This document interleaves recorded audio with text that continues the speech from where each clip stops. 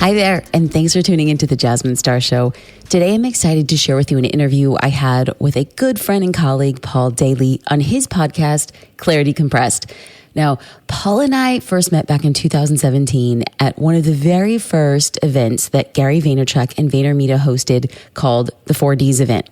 Since then, both of our businesses and our lives have changed quite a bit, but the entrepreneurial energy and drive is running stronger than ever.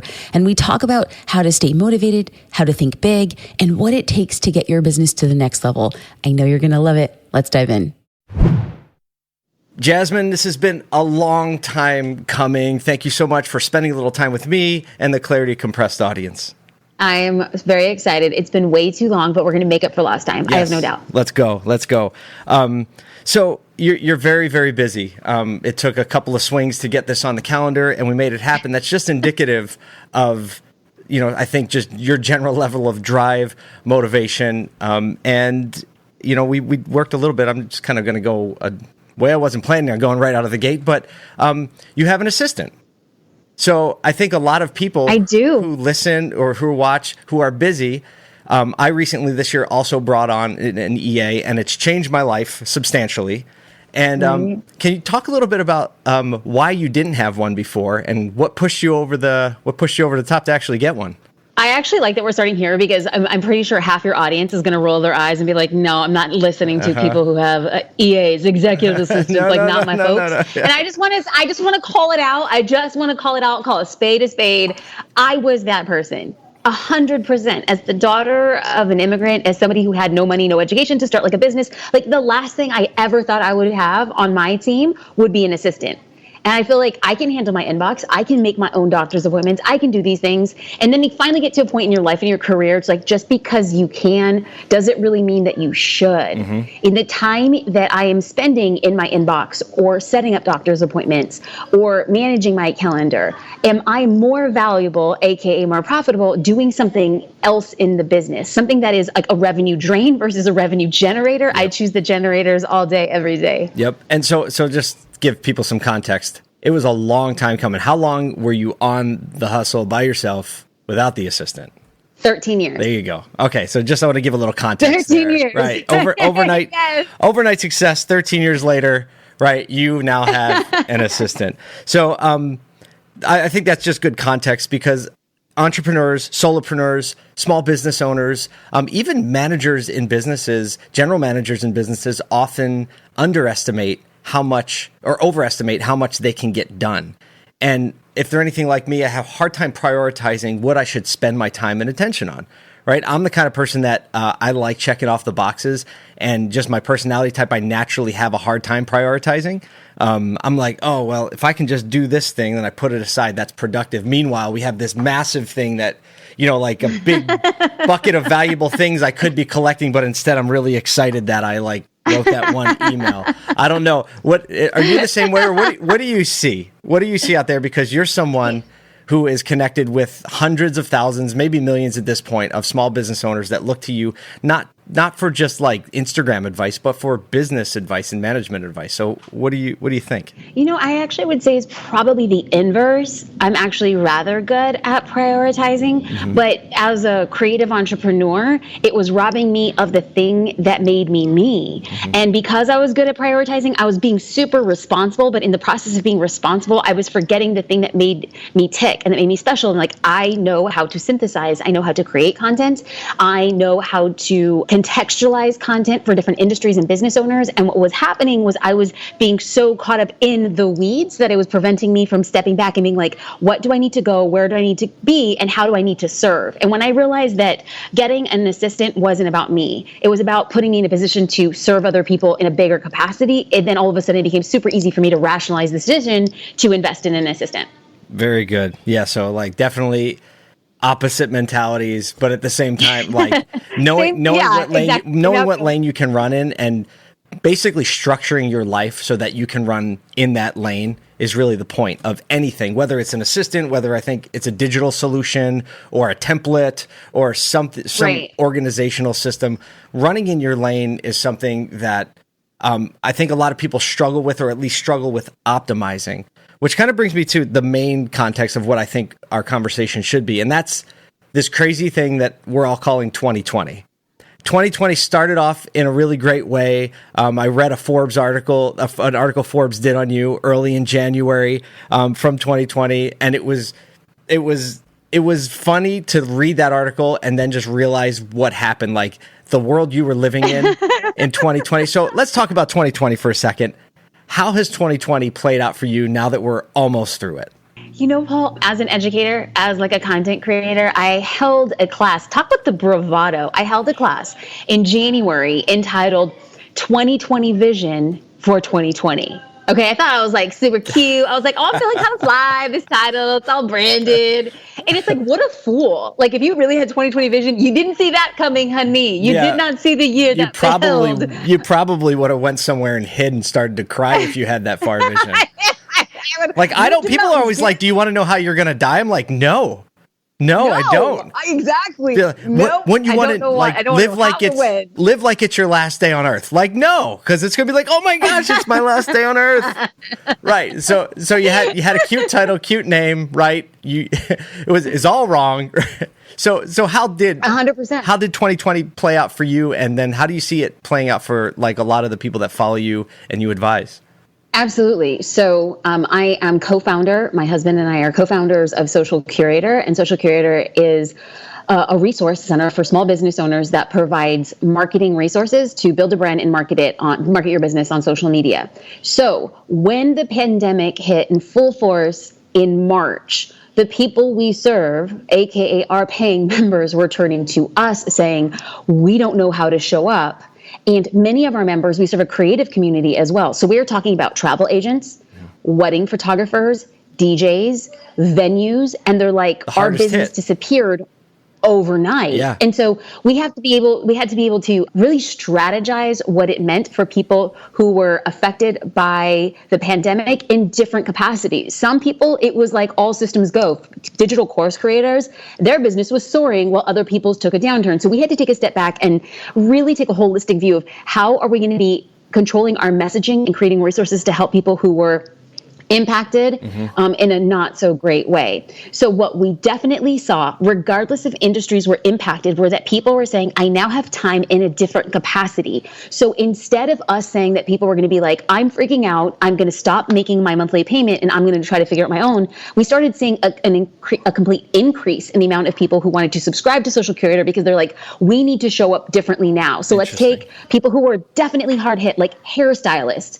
Hairstylists were like, yeah, I know social media should be good for my business. I'm not quite, I'll get to it. And all of a sudden, at least out here in California, salons were closed for 3 months. And it was during those 3 months that people were doing massive things like coming up with their branding strategy. How are they going to plan for their social content? How are they actually creating content? So as long as we were able to serve them with the resources and the strategy to supplement, we saw a total uptick in our business.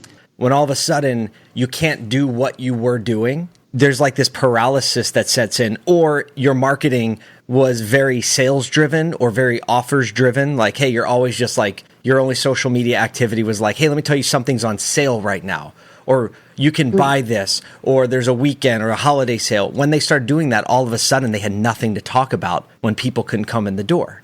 So like when you're saying this about salons, I'm realizing like, yeah, it wasn't just the industries that I'm most familiar with. It was a lot of small businesses who had their head down in the grind of the day in, day out, just trying to transact on a regular basis. But it sounds like what you advise them, and kind of the angle I take as well, is like, hey, it's never too late to start defining your brand, strategizing how you can serve people, not just with what you actually sell, but all of the things and the halo of things that is around what you sell, the lifestyle, the education, etc. 100%. And one thing to really take into consideration is that there was a point in time where we were afforded the luxury to be judicious about what we as business owners were willing to do. And then all of a sudden, when everything was stripped away, you're like, listen, I would ever go live on Instagram, and watch me go live on Instagram. So many people like, I'm never going to do, like people were complete against TikTok. And then all of a sudden, when TikTok hit Instagram, aka Reels, it was like they were struck with you have to show up in this capacity and you have to get noticed. And people now have a willingness, a grit, an unrefined, unabashed chutzpah to say, I'm going to take whatever I have to make it work. And I absolutely love it. You talk about what it takes to get your business going. Let me pull it up, and so I can actually quote accurately from it. It's very easy to make excuses for why you haven't started. You know, especially people that are creating things. There's this imposter syndrome that can easily set in. So your post, and I'm just going to read through it so that we have good context. You said, I don't know about you, but my business looks a lot different than it did in the beginning of the year. I'm going to share the top 3 ways people get stuck in their business and how to move through them based on my own experiences. So you give 3 reasons. So the first reason was you don't know where to begin. You might be feeling stuck because you don't know the next step to take. So let's talk about these reasons. So if people are feeling stuck because they don't know which next step to take, what's your advice to them? The advice is, first and foremost, so I always say, like, I'm 50% holy and 50% hood. So I'm always going to start with like the nice answer and then come in with just like the real talk. And like the holy answer is you're not alone. Like, you're deceiving yourself to believe that there is a small group of people who actually know what the next step is. Mm-hmm. That's patently false. Mm-hmm. No human on earth knows the quote unquote right next step. Mm-hmm. You can only take a step and then in retrospect, assess whether or not it was right or whether it needs to be amended. I do not believe you could take a wrong step. And that leads me to like the hood. It's just like, stop making your life so perfect that you're limiting your growth because you're afraid of what somebody's going to say if you take a perceived misstep. Mm-hmm. But for all intents and purposes, it takes just as much energy for somebody to believe that somebody is looking at them saying you misstepped, and just as much energy to say that somebody is looking at me to show them what is truly possible for them to do. You get to choose where you exert your energy. I always prefer the latter. The energy expending is a real thing, because the emotional energy that comes with the fear of taking a step or the reaction to what happens when you actually start stepping. And when you start stepping, you start building momentum. And yes, things come up, unexpected things come up. No one knows really how it's going to end. But you're right, you're still spending the energy. The other reason people don't get started is you say other people know how, or they know more than I do. And you talk about if you're looking at other people's accomplishments as a barometer for how much you can do, I say, heck no to that, my friend. So give us some holy and hood. Like, other people are just better than me. They know more than me. Why should I start? Because somebody else knows more. Okay. So the holy answer is, I'm sorry you feel that way, but I'm here to hear you out. So say what you want to say, get it all out. And then the hood answer is, honey, somebody does do it better. Somebody does know more. Somebody has been doing it longer. Somebody has more money. Somebody is thinner and richer and fancier and classier and has a dad or a mom who's super connected and can do more than you. But just because somebody has all of those things does not diminish the power of the thing that you have been put here to say and do. That there is somebody in the world who needs to hear what you have to say, even if it has been said 1,000 times before. Because there's 3 M's when it comes to showing up on behalf of your business. Number 1 is the message. It's like what you say. So even if Paul and I are saying the same thing, you might be saying, Paul already said it. Well, let me get into the second component. After message is messenger. You might need to hear it from Paul. He might just say it in a way that hits you differently than the way that you would hear it from me. And lastly is the medium. That even if Paul and I are saying the same message, and even if as the messengers we share it the same way, Paul might be better at video and I might be better on a separate medium like podcasting, like blog post, like captions, like photos. So that even if there is somebody who has done it or does it better or has more, it doesn't take away or diminish the fact that there are 3 powerful M's at play. So again, it takes just as much energy to believe that you are not worthy or enough to share the thing that you've been put on this earth to do, or just say, I am here to speak to one person and my impact and my light might change the way that they see their day. Boom. That's it. What do you want to believe? That moves perfectly into the third reason that people don't start, because they think, Jasmine, nobody cares about my posts. Nobody cares about my posts. Why should I even post them? A lot of people care about your posts. Look, you have all these hundreds of thousands of followers and you get likes and comments. Everyone cares about your post, but nobody cares about mine. Well, That's why people don't start. Side. Right. Yeah. The holy side. Give it to us. Right. The holy side is just like, if you share your message and it impacts just one person, you don't know. Like, my father has always raised me to believe that you change one person and you change a home. And if you change a home, you change a street. And you change a street, you change a neighborhood. You change a neighborhood, you change a county. And then you change a state. And then you change a nation. When you have the ability to impact one person's life, that should not be diminished. That's the holy side.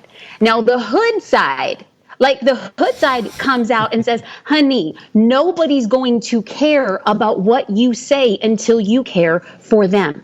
We cannot walk around the internet with our hands open to be like, everybody pay attention to me, pour something into my hands. The way and the reason that many of us, myself included early on, was not getting likes, comments, shares, or engagement was because I wasn't giving what I ultimately wanted to get. And yes, I'm going to get all biblical principle here, is you must give far more than you ever expect to receive. The same principle works in life and on social media. So I call it the 10X rule. If you want somebody to like your photo, go and like 10 photos. If you want somebody to leave a comment, go and leave a comment more than 4 words on somebody else's posts. You must give far before you ever get. Today's a day and age when, regardless of whether or not you have a small business or you're trying to sell a product, we see this a lot on LinkedIn these days. There are people that now need to make a representation of yourself in public, online. If you want to be considered for positions, if you want to be considered for people to buy your product, if it's a B2B product. And so there's an element of what you're saying now that used to be, it was either kind of just for your own ego, right? You want to just, I want people to follow me to make me feel good about myself. But then maybe that transitions to like, well, actually I have a product or something I'm selling, so I need to get a following so I can sell my product. And now I feel like there's this other category where it's almost like to be a participant in the world. Now, granted, you don't have to be on social media in any way, shape, or form to be a participant in the world, but those people don't matter right now because they're not seeing this. The people that are seeing this are people that are participants in the digital world. So even what you're saying now, there are a lot of professionals, even on LinkedIn, that say, oh, I'm shy. I'm not good with social media. I don't know. But people do business with other people that they like, that they connect with, that they have core beliefs that are aligned. So what you're saying, I think, is incredibly relevant to anybody that's in the professional world. At least we'll just start it right there. Because just making your belief known or your mentality known, or like you're saying, give more than you get. That's one thing that the currency that everybody has right now. If you think, okay, I can't take great pictures like Jasmine, I can't write great copy, I can't have my own podcast, or I don't have the time for it. Well, what you can do, like you said, well, just get on Instagram, LinkedIn, and start giving some love to people by liking or commenting or celebrating their achievement. And that selfless act, it sounds like what you're saying, is going to in turn have people turn their head toward you and start paying attention to what you have to say and what you're about. Is that what you're saying? Absolutely. Yeah, 100%. And even if people are like, you know what, Paul, that like sounds good, but this is like Hallmark Christmas movie that, you know, that we're talking about right here. Like, I'm not in the game of being selfless. Like, it's cool. Like, you like the theory. You're like, but of all the things that's going on in my business, I'm out here, trying to make $1 out of 15 cents. Yep. I'm a squirrel trying to get a nut. Being selfless is just not what my top priority. I get that. So let's just get back and be real. Mm-hmm. Simon Sinek says that people buy why we do what we do. They just don't buy what we sell. Right. So from a pragmatic business, homegirl to homie conversation is specifically millennials who are going to be the next biggest charge of our consumer. If not now, then definitely in the near future. Is like, they're not saying, I just want a widget. They're saying, why did you create the widget? Because guess what? There's a lot of widgets, and the internet has broken all barriers. So if I get a widget in Australia, if I get a widget in America or in Antarctica, I'm going to get my widget. I want to know why you made it, because that's going to help me make my decision. So even if the selflessness didn't resonate with you, a business strategy, it better should, because your competition will be doing that. For sure. For sure. I love that Simon Sinek mentality. I always lean on Seth Godin's kind of parallel translation of brand that goes alongside of that. And he says, you know what? It's actually the feeling that's generated when they see your company or your logo or interact with your product. It's the feeling that's generated that moves them either toward you or pushes them away, right? And I think that why that you're talking about is intrinsically communicated through your involvement, through how everything looks, how it sounds, how you give back to other people. And so I think we're really aligned there. And that's just the truth of human connection and relationship. Who the heck? I've never seen a very giving person who is a very lonely person. I've never seen that in my life. Right? And whether that's compliments, it's not like you have to give like stuff. Just who doesn't want to be around an encouraging person? I do. Right? Absolutely. Absolutely. And when people say, like, actually to take a step back, it's like, sure, if you can give stuff, great. But what is the most valuable thing we all own? It's not the keys to a Maserati. Mm-hmm.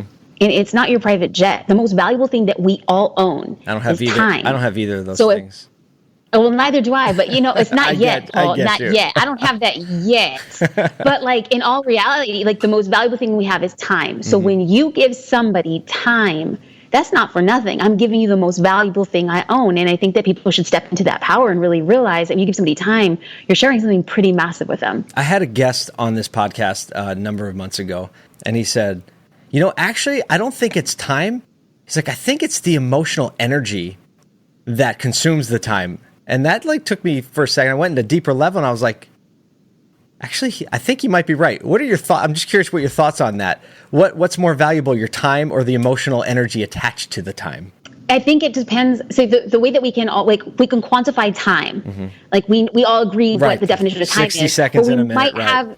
Exactly. But we might not have equal definitions of emotional expenditure. Mm-hmm. Like it might be a lot more taxing for somebody to be sharing of their time to somebody else. That's like that's not measurable. So I don't know if I would adhere to that. But I also come from a girl who, my mom was diagnosed with brain cancer when I was 19 years old, and she battled for 8.5 years. And so what that makes you realize, I was 25 years old. And my mom was 50, and the doctors had said her battle, they were done. No more chemo, no more shunts, no more brain operations. And it hit everybody like a Mack truck. Mm-hmm. And I think that what I realized was that I was 25 years old and I truly understood how short life is and like what a minute is. Mm-hmm. So I don't disagree with that person's amazing insight. We got super meta, but like, I'm just a brown girl from the hood with immigrant parents. I just look at a minute as a minute. And every minute that I have, I want to make sure that I'm using it to the best of my ability and impacting as many lives. Emotional or not, I would rather spend an exhausting minute helping somebody than a minute on my own that I feel really great, but I'm only feeling great about myself. Give us a little insight. So you're someone that makes a lot of content. You have a business, you're a consultant, you have a family. How do you spend your minutes? My minutes are very well accounted for, Paul. Like, I'm a creative. I started my career because I didn't want a job, right? So I wanted to become a photographer, and I didn't have a camera. And so my brand new husband, we'd been married just a few months, gifted me with a very simple camera. And that started my first career as a professional. And then the thing that I realized that is if I wasn't extraordinarily careful with my time, I wasn't padding the time for me to actually create. And so what happens is we get in this like idea, anybody, I know you're in the automotive industry, and like, you're like, I'm going to be making, I remember the last time we spoke, you were making these really like, beautiful like videos, right? Like, let's just say like my dream is to make these gorgeous videos, and I'm just going to do this all day. And then they're just going to get done when they get done. And all of a sudden you're struck with the realization that like, no, that's not a business, right? Yeah, no, right. It's not. You're out of business. 80% of your time planning and executing, and 20% of their time doing the thing that you want to do. And so what I realized, if I wasn't really careful with the 80% of the logistics, I was losing the 20% to create. So now as a founder and a CEO, it's like my minutes are accounted for. I know it sounds ridiculous, but I wake up every morning at 4:30 in the morning. I don't have an alarm. It's just what time I wake up. I sleep, and I'm just one of those people who need 6 to 7 hours. I'm good. I bounce out. This is what I do. And every minute starting from 4:30 throughout 6:15 are accounted for. All right. So I need to dive into that a little bit more. So you say they're accounted for. What do you really mean by accounted for? Well, I think I'm really pissed off of. Yeah. Oh, 100%. Like I schedule like truly minutes. So I wake up at 4:30. I'm one of those people who when I'm up. So 4:30 to 5, I pray, I read. I have I have me time. I have like get grounded, get soul time. 5 to 6, I am in my inbox. I am managing like what's going on for the day. Were there any fires overnight? Who needs what? And then from 6 to 7:15, I work out. I come home. I wake up the baby. I feed her. I get her ready for the day. I hand her off to her dad. I shower, get ready for the day. I come back to her, read, put her down for a nap, and then I'm in Slack for an hour. And then I go into what's going on for the rest of the day. Today is a day that we had 4 podcasts back to back. And then after this, I'm going to have a meeting to plan with our graphic design team what the new website's going to look like. And then after that, I will be able to finish some copywriting for some projects. And then I'm going to call it a day. It will be a good day. I think by like 7:15, I'm like thinking of my 4:30 to 7:15 right now. I'm like, oh, that sounds so amazing. Well, look, I know some people will either get motivated or demotivated by that.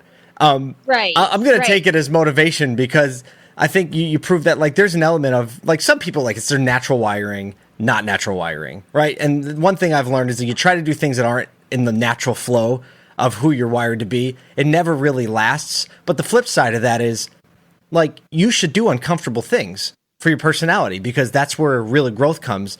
And so have you always been that scheduled? No, I have not. I hated schedules. That's one of the reasons why I just never could get a job was like, I just hated that rigidity. And I'll just take a step back. Like I had the luxury, like capital L luxury, that when I plan my day so fastidiously, I'm actually planning for pockets of time to do like nothing. Mm-hmm. That's what being so rigid means. It's not like I'm just working 14 hours a day. So like for instance, today at 8:30 a.m., it's a very California thing, Paul. I mean, you're going to roll your eyes, but we have my sister lives in San Diego. UV saunas. Okay. So you get it. So maybe not. Then you said UV sauna. I'm rolling my eyes because I live in Syracuse. But go ahead. But it's like it's powerful. It's detoxing. And so as we're actually reframing what we're going to be doing in Social Creator in 2021, I was just like, the problem is I'm so on my computer, I'm so in it that I can't see the forest for the trees. Mm-hmm. And so if I'm going to bring my brain down to nothing, I need a space to do it. Yep. So I set up a 1-hour UV sauna. I go into the sauna. It's hot. Mm-hmm. It's 115 degrees. Sounds and I terrible. Just sit there for 40 minutes. Oh my gosh. And you're detoxing, but you're just doing nothing, Paul. And I'm saying I'm doing nothing. No, you're sweating and you're dying. Vision for my dream. No, I might be dying. I'm dying to my old self. Okay, I'm gonna come out rebirth like a butterfly for 2021. You know, that sounds like what if I ever get captured. I think that's how they would torture me, is put me in a UV sauna. But go ahead. So, but either way, you found. Tell you, Paul, you walk out. You walk out. It's like float like a butterfly, sting like a bee. Watch out. I'm about to slay. You feel great because what happens, like you turn your brain off, and all of a sudden you're coming out, and you're like, I see it differently. And that kind of like 1-2 punch, like cerebral, soulful, and then just like hustler. I think it all works. Yep. And then there, I mean, like, look, I'm not going to argue with the fact that I'm sure there is a very physical benefit of detoxing. I'm gonna tell my wife, all right, Jasmine said UV saunas, and we're going to go find one somewhere. We're going to do this for an hour, and she's going to love it because I'm going to be dying because I hate being hot. This is going to be great. Okay. So, but to get back to what we were talking about, you were saying that's... I always scheduled. You became scheduled. You weren't always scheduled. You became scheduled. Because, like, tell me about that shift and that transition when you said, you know what, enough of this not being scheduled. I need to try something else. And maybe, just maybe, being scheduled is the answer. It was definitely a migration, but I'll, lead with the truth. And that truth is, I'm a cake eater. Mm-hmm. I want my cake and I want to eat it too. Mm-hmm. I want to create and I want to have fun and I don't want rules. Mm-hmm. And so if I'm like, wait a minute, I want to create and I don't want to create with rules. Well, in order for me to facilitate that, then I need to get serious with the other stuff that actually has to get done. Mm-hmm. And I was realizing that without a schedule and without regimented time, both for play and for work, that I was just in a constant half state. I was hating when I had to work, and then all of a sudden I put too much pressure on myself. Like, you better create between 1:03 and 2:05 or else you're off schedule. And I was just like, this sucks. That doesn't work. Any creator knows that doesn't work. Right. Exactly. So when you have pockets of creation throughout the day, or perhaps pockets of creation through the week, you kind of have the time, like the proverbial sauna time. Like, what am I doing? Mm-hmm. How am I going to lay this out? What do I want to do? Who do I want to connect with? That kind of stuff as a creative is something you definitely need. Yeah. No, I understand that. So what do you say?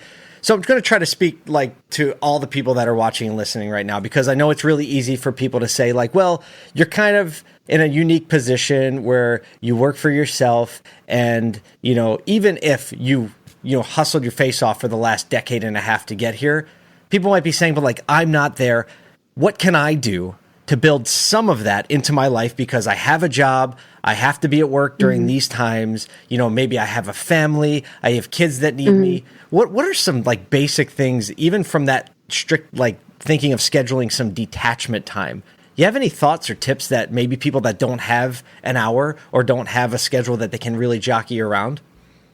So first and foremost, it's never been the case that I had only ever my business. Like there was a time that I did actually have a job, and the thing that I was doing to be a creative was a part-time hustle. So I definitely know the struggle of that. So I want to say that I empathize and I get it. But there's too many people who sing that same sad song with a one-string violin. It's just like, how do you move past that? Is like, you have to make changes to get changes. And so what I realized was that there were pockets of my day that I wasn't optimizing my time. And I'm going to say stuff that really annoys people and pisses people off, because they're like, there's no balance in that. Well, we just make a decision of how we want to spend our balance. So I'm not a TV watcher. Occasionally I'll watch something on Netflix, but like, I can't remember the last time I'm like, oh, this is my show. Yep. You know, it's like, I'm not part of like a softball team or a bowling league. I'm just not. And, you know, I'm going to say, I'm not going to put this on myself. I read a book called On Writing by Stephen King. I hate scary books. I hate scary movies, but I actually appreciate the art of the artist. Another very powerful book was Do the Work by Stephen Pressfield. These are small books that really had profound differences on me as a business person, even if they weren't necessarily speaking about business. So Stephen King talks about how he had a full-time, boring job he despised. And what he did every day was he woke up 30 minutes early to write. Hell or high water, 30 minutes, sit your butt in the chair and you just write. And he's just like, I wasn't writing and it was good. I was just writing for the discipline. And the inspiration came in the discipline. It just doesn't hit when you're like, okay, I'm ready for it. You only get inspiration when you're disciplined enough to actually be open and waiting for it. And that's when I realized that if people don't have pockets of time, is to really assess, what are you doing with your time? If you're watching TV, if you're hanging out, there are other opportunities for you, to wake up a little bit earlier, even if it is 15 minutes, because 15 minutes wisely spent is better than circling for 45 thinking you should be doing or going somewhere else. Totally agree with that. That's great advice. You know, we both, you pay a lot of attention, have a lot of interaction with Gary Vaynerchuk, and Gary really does a great job. I think you have more interaction with him. You have more interaction. Not anymore. So mutual respect. Yeah. I'm just like, JD's like, my husband's just like, do you think Gary knows your name? And I was like, no, yes. I don't think he knows my name. I would bet he knows your name before he knows mine. Okay. Anyway, we're not going to have a competition about who does he know least, right? I will say that he'd probably, in his defense, because he knows a lot of people, I know he would recognize both of us. We'll just call it a truce there. I just can't say enough good things about him, and I actually do think he's so good with people that he probably would recognize our face. I could definitely agree with that. In all sincerity, he definitely would. Okay. So what Gary was, he goes in hard on auditing where you're spending your time, and no matter what you're doing, no matter who you are, unless I can't even imagine someone who doesn't have 15 minutes of time that they can recalibrate to be still. Yeah. To be still. And whether that's TV, morning routine, afternoon routine, lunchtime, there's a way to do it. And so I like that, that what did you say? The inspiration follows discipline? Do you remember what you said? Yeah. You said the discipline comes first. Well, you don't You have to create the space to be inspired. Inspiration comes at all times, but really when you create space, for me, I've had times where I would just go to New York City and walk around. And for me, New York City is like my white noise. Like some people have to go to the woods but when I go to New York City, it's just the motion and the energy of it actually makes me feel like I'm by myself in a strange way. So like I can't do that every day though. I don't know. New York's a thing right now, but whatever it is for you, I like it. 15 minutes well spent could really, really intentionally well spent could really, really change your perspective. So there are a lot of things that have shifted. 2020 is not what we expected. There are 1,000 excuses why you can't get started. And you've just said, you know what? 15 minutes. 15 minutes. Whether you're an aspiring entrepreneur, whether you're in the professional world and you're trying to find a new job, whether you're trying to start creating content, whether you're trying to sell your product, whether you're trying to start a new strategy, a new marketing strategy, whatever. Can 15 minutes do it? It's better than thinking about it. You don't know. Yes. You don't know until you try. And like, can you make one sales call in 15 minutes? Can you leave 5 comments in 15 minutes? Can you write a paragraph in 15 minutes? Can you add a piece of color or layer to a painting in 15 minutes? Can you write a blog post in 15 minutes? Wave the hanky.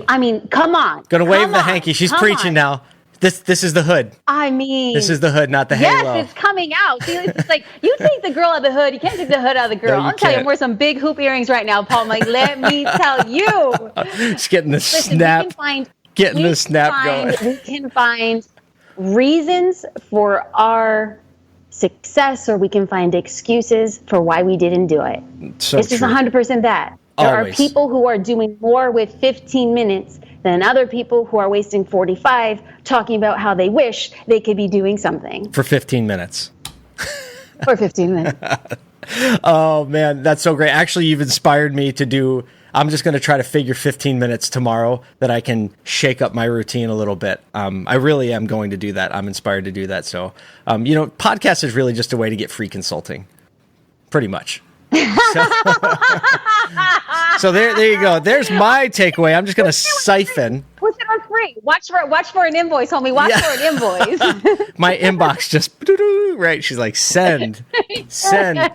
All right. So rounding the corner on this, you have 1 minute to talk to everyone in the audience, person to person.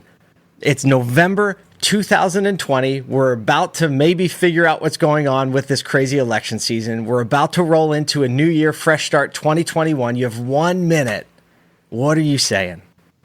I want you to take messy action, scary action, uncertain action, doubtful action, fearful action, because success goes to those who simply take action. Whether or not it is right or wrong, it is irrelevant to the point. You will only figure out the next step when you actually take the first step.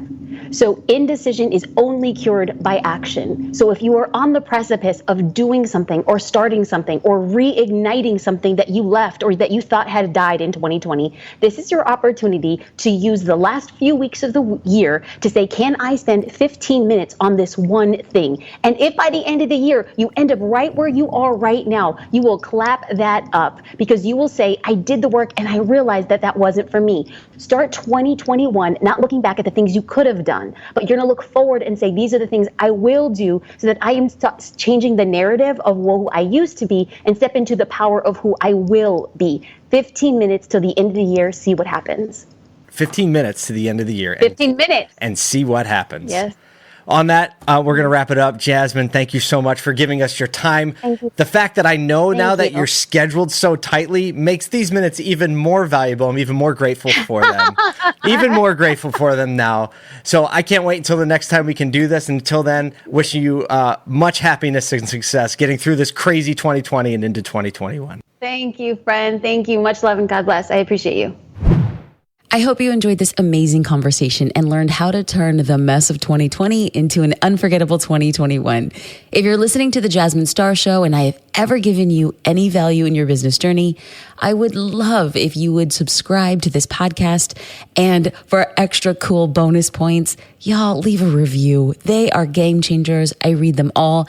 Shout out to Diana who said, I'm beyond busy, but I had to take a minute to write this review. Jasmine will be for sure the best marketing coach you listen to ever. Her energy, knowledge, and support has pushed me to move the needle in my business. I can't recommend her enough. Y'all, thank you, Diana, who is the CEO and founder of Chef Post. And thank you for listening. I love connecting with y'all. I hope to talk to you soon.